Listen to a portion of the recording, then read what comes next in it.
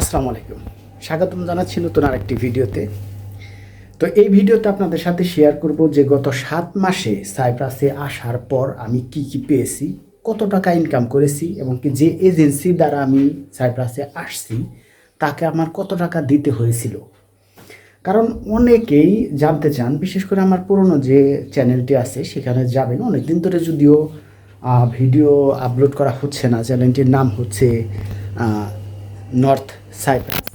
তো সেখানে গেলেও আপনি দেখতে পারবেন অনেক কমেন্টস আছে, অনেক ভিডিওতে জানতে চান যে ভাই আপনি কোন এজেন্সি ধরে গিয়েছিলেন, কত টাকা খরচ হয়েছিল, কত দিন ধরে গেছেন, কি কাজ করেন, মানে এই সমস্ত প্রশ্ন করে। যার কারণে মনে হলো যে এক ভিডিওতে সব কিছুই আমি একবারে বলে দেবো যাতে আপনাদের একটু সহজ হয়। তো সেক্ষেত্রে আমার অলরেডি 7 মাস পার হয়ে গেছে, 8 মাস শেষের দিকে আর কি, 8 মাসও বলতে পারেন। তো এই 8 মাসের ভেতর আমি যে ইনকামটা করেছি সেই ইনকামটাই আমি প্রথমে আপনাদেরকে বলি। ইনকামের পরিমাপ যদি বলি, অবশ্যই আপনারা জানেন যে যে কোনো দেশে, যে কোনো সেক্টরে, যে কোনো কোম্পানিতে আপনি যদি যান, আপনার কিন্তু এক এক মাসে এক এক ধরনের ইনকাম হবে, এটাই স্বাভাবিক। আর আমি যে কোম্পানিতে আছি এই কোম্পানিতে মাসিক কোনো স্যালারি আপনাদেরকে দেয় না, অর্থাৎ আমাদের ওই হাজিরা অনুযায়ী দেওয়া হয়, যে কদিন কাজ করি ওই দিনের টাকাটাই দেয়।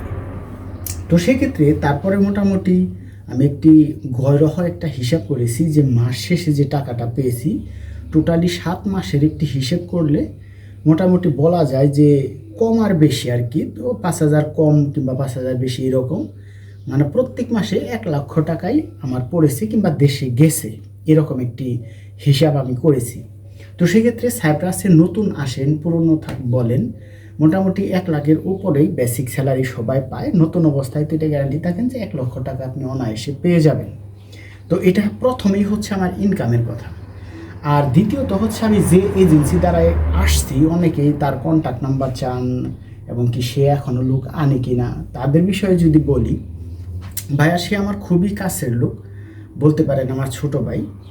তো সে এখনও লোক আনে, এটা সত্যি, কিন্তু প্রবলেম হচ্ছে ওরা যে কোম্পানির ভিসার জন্য অ্যাপ্লাই করে সেই সমস্ত কোম্পানি বর্তমান কোনো ওয়ার্কারের জন্য আগ্রহী দেখাচ্ছে না, যার কারণে তাদেরও পুরনো পাসপোর্ট অলরেডি জমা দেয়া আছে, কিন্তু সেই পুরনো পাসপোর্টেরই ভিসা বের হচ্ছে না, যার কারণে নতুন কোনো পাসপোর্ট জমা নিচ্ছে না।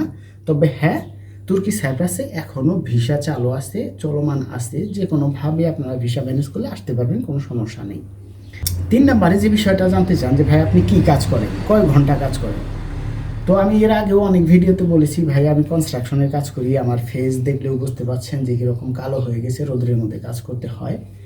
তো সেক্ষেত্রে কনস্ট্রাকশনের কাজের চাহিদাই এই তুর্কি সাইপ্রাসে বেশি, পাশাপাশি গ্রিক সাইপ্রাসেও সেম, মানে কনস্ট্রাকশনের কাজেরই চাহিদা বেশি। কারণ অবশ্যই আপনারা জেনে থাকবেন যে এই সাইপ্রাসটা হচ্ছে মূলত পর্যটক একটি দেশ কিংবা একটা দ্বীপ, এখানে পর্যটকের কারণেই এই দেশটি বেশি উন্নত হচ্ছে কিংবা ধাপে ধাপে আরও হবে। এখানে কোনো মিল, কারখানা, ফ্যাক্টরি এগুলা আপনি ওইভাবে পাবেন না, হাতে গোনা হয়তো কিছু পেতে পারেন। আর 4 নম্বরে হচ্ছে অনেকে জানতে চান ভাইয়া এখানে খাবার দাবারের কী ব্যবস্থা, কারণ অনেক দেশে আছে যে বাঙালিদের খাবার দাবারের কষ্ট হয়, এই জিনিসটা জানার অনেকেই আগ্রহ। তো এটা আমি খুবই সহজ ভাষায় বলে রাখি যে প্রাথমিক অবস্থায় আপনি আসলে অবশ্যই খাবার দাবার আপনার কষ্ট হবে। তার রিজন হচ্ছে এখানে বাঙালি খাবার দাবার অহরহ পাওয়া যায় না, সব দোকানে পাওয়া যায় না, দোকান এবং কি রেস্টুরেন্ট এগুলো খুবই কম, মানে অন্য অন্য দেশের মতো সব জায়গায় নেই, নির্ধারিত কিছু কিছু জায়গায় আছে। আর বাংলা খাবার তো বলা চলে যে ছোটোখাটো কোনো মার্কেটে কিংবা দোকানে পাবেন না। শহরে যারা থাকে তাদের জন্য খাবার দাবার ওই রকম প্রবলেম হয় না। এই দেশটি মূলত খাবারের কথা বললে রুটি এবং কি বেকারির যে পাউরুটি কিংবা রুটি বলি, এই দুইটার উপরই এই দেশটা চলে। সেক্ষেত্রে বাংলা খাবার পাশাপাশি পাওয়া যায়, সবজিটা একটু কমই পাওয়া যায়, তবে সব জায়গায় না, বড় বড় শপিং মল, মার্কেট যেখানে আছে সেখানে সবজি কিংবা অন্য অন্য জিনিস পাওয়া যায়, তবে আংশিক পরিমাণ কম। আর সব কিছু অবশ্য 3-4টা বললাম, মানে আমি কী কী পেয়েছি। আর যে বিষয়গুলো আপনাকে খেয়াল রাখতে হবে, এটা হচ্ছে গুরুত্বপূর্ণ যদি আপনি তুর্কি সাইপ্রাসে আসতে চান। শুধু ইনকাম দেখলে কাজ হবে না, আপনাকে হার্ড পরিশ্রম অবশ্যই করতে হবে, কারণ অধিকাংশ কোম্পানি মোটামুটি বলা চলে যে 5% কোম্পানি আপনাকে কোনো রেস্ট টাইম দেবে না। বিশেষ করে যদিও দেয় 15 মিনিট হয়তো রেস্ট টাইম দিতে পারে, কিংবা 15 মিনিট দুইবার আধা ঘন্টা রেস্ট টাইম দিতে পারে। ওই আধা ঘন্টাও লাস্টে আপনাকে দিয়ে কাজ করিয়ে নেবে। সেক্ষেত্রে যারা হার্ড পরিশ্রম করতে পারেন তারা অনায়াসে আসতে পারেন, কোনো সমস্যা নেই। কিন্তু পরিশ্রম যদি আপনি না করতে পারেন তাহলে এখানে আমি মনে করি আসলে আপনার অনেক কষ্ট হবে। এটা আমি নিজে প্র্যাকটিক্যাল প্রমাণ, আমাকে দেখলে বুঝতে পারছেন। আরেকটা বিষয় আপনাদেরকে অবগত করে রাখি যে যার তার কাছে পাসপোর্ট জমা দেবেন না, কারণ সাইপ্রাসে এত কোনো বড় দেশ নাই, এত ফ্যাক্টরি নাই, এত কারখানা নাই, এবং কি কনস্ট্রাকশনের কাজও যে অ্যাভেলেবেল হচ্ছে বিষয়টাও এরকম নয়।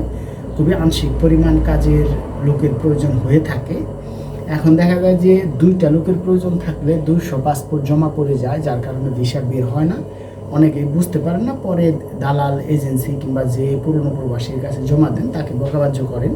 তবে আসলে আমি বলে রাখি যে শতকরা 10%-এর বেশি কখনোই সাইপ্রাসের ভিসা বের হয় না। তো আশা করি বুঝতে পারছেন। সকালে ভালো থাকবেন, সুস্থ থাকবেন। চ্যানেলের নতুন হয়ে থাকে অবশ্যই চ্যানেলটি সাবস্ক্রাইব করবেন। Thank you.